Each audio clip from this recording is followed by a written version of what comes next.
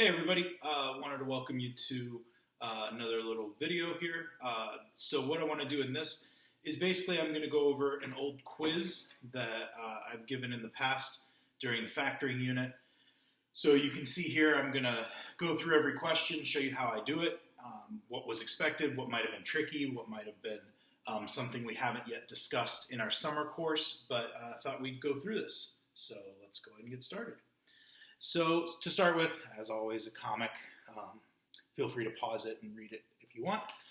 Otherwise, let's go on to this first one. The instructions for all of these are going to be factor completely. As you can see here in this first problem, it's just a binomial. The only thing we're going to be able to really do here is factor out. See if we look, we got a 12 and an 18. And then we look at how many R's are common, how many T's are common. And then we're going to factor out appropriately. So you can see we would factor out 2 of the R's, 3 of the T's, and that binomial on the inside of the parentheses of what we would have left. Again, feel free to look more closely at that, but I'm just going to let it keep moving along.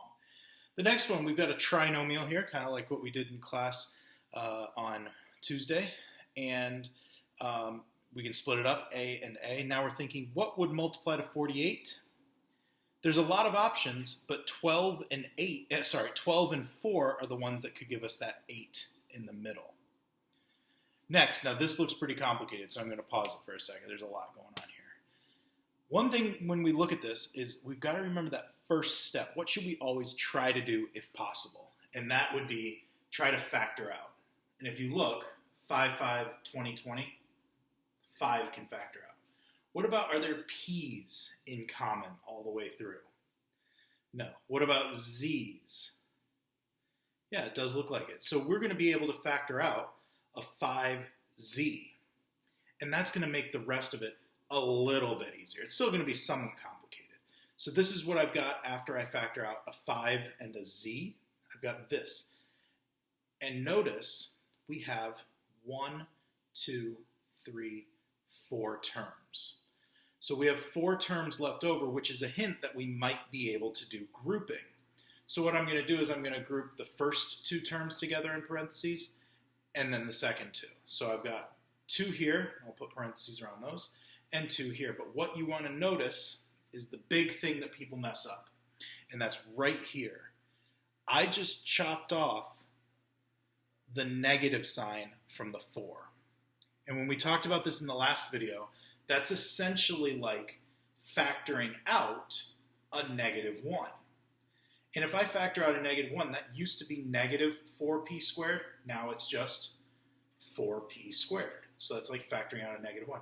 I would also have to factor out a negative 1 from this, which would turn it from a positive 4z to a negative 4z. So I really tried to emphasize that's a minus. Now, if we move down and we look at that first binomial, a z is common. So I could take out a z. In the next part, a 4 is common. So I could take it out with the minus sign. And look what we got left. We've got p squared minus z in 2 different spots. So we're going to be able to factor out that p squared minus z. And what would be left? This z would be left from the first part. Minus 4 would be left from the last part. Don't forget the 5z out at the front. So that was probably the most confusing looking one. But now let's take a look at our next problem. So here we have an m squared that we could factor out just from looking at that original problem. And that makes the rest of this very easy. In fact, I think that was an exact problem we did in class on Tuesday. So the m squared would be out front. M and m. 9 and 2. Negative 9. Positive 2. Okay.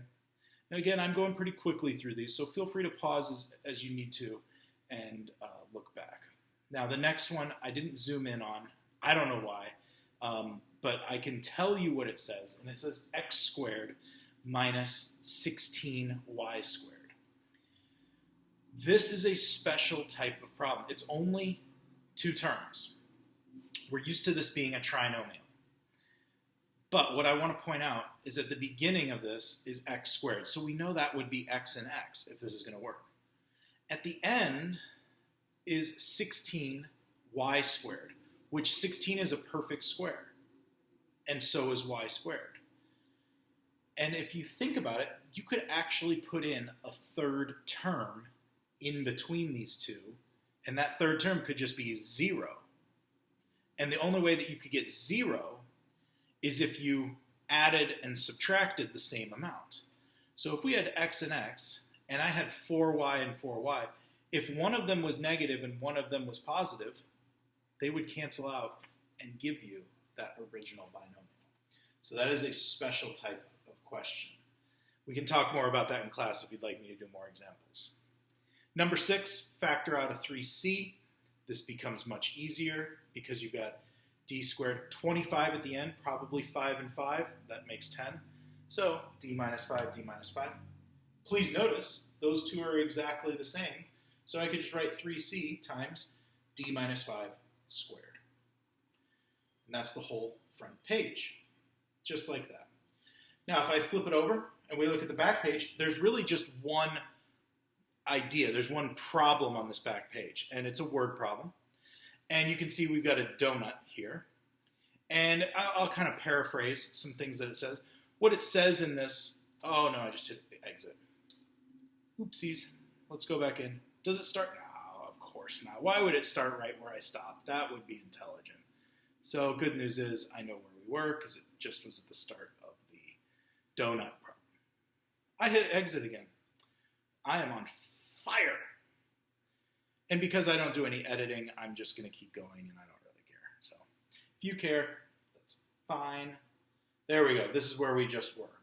Now, I'm going to underline that it says that the radius of the whole donut needs to be 5 centimeters more than the radius of the center of the donut.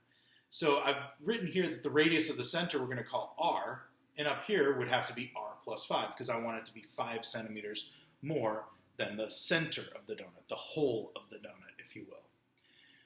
Now, one thing we do need to remember to be able to do this problem is we need to remember pi r squared is the area of a circle. That's going to help us figure out how much frosting there is. To find out how much frosting, we're going to take the big circle, the outside of the donut, and subtract the small circle, the inside. So we're going to take the area of the whole donut, and subtract the inside, or the whole of the donut. If you follow, whole donut, donut, whole. And I started to write this down below, and I'll pause it there just to explain what I wrote. So, big circle, which is the whole donut, minus the small circle, which is the donut whole. The big circle has a radius of r plus 5. So when I put r plus 5 in place of the radius, I get pi times r plus 5 squared. And then we need to subtract the small circle, so that's pi r. And this is just, the radius in this case is just r, so pi r squared. So this is the start of writing down how much frosting there is on the donut. But we don't ever want to leave parentheses in our answer like this. We want to multiply things out, see if we can simplify anything at all. So the first thing I'm going to need to do is I'm going to need to square r plus 5. Remember, if you're going to square a binomial, you have to actually multiply that binomial times itself. You can't just square the 5 and square the r. It doesn't work like that. So you'll see my steps here to show what I'm going to do. So I wrote pi, and then I wrote r plus 5 minus pi r squared. Now I'm going to do some double distributing, some FOIL here. And r times r, don't forget the pi. And then r times r is r squared. R times 5, that's a total of 10r, plus 5 times 5 is 25, minus, don't forget the pi r squared.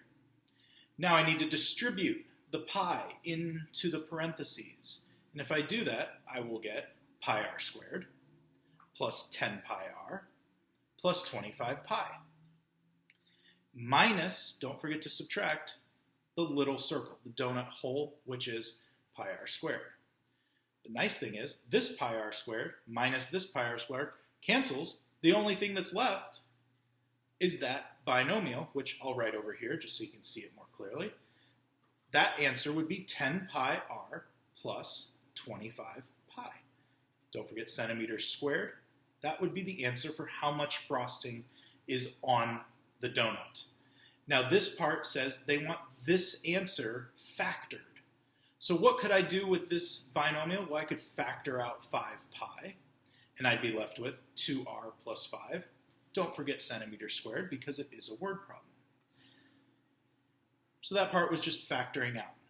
Wasn't too bad. Now in this part, we're going to take 2 centimeters and plug that in for the r.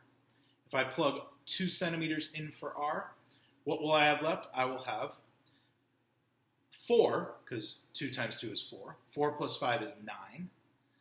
9 times 5 is 45 pi.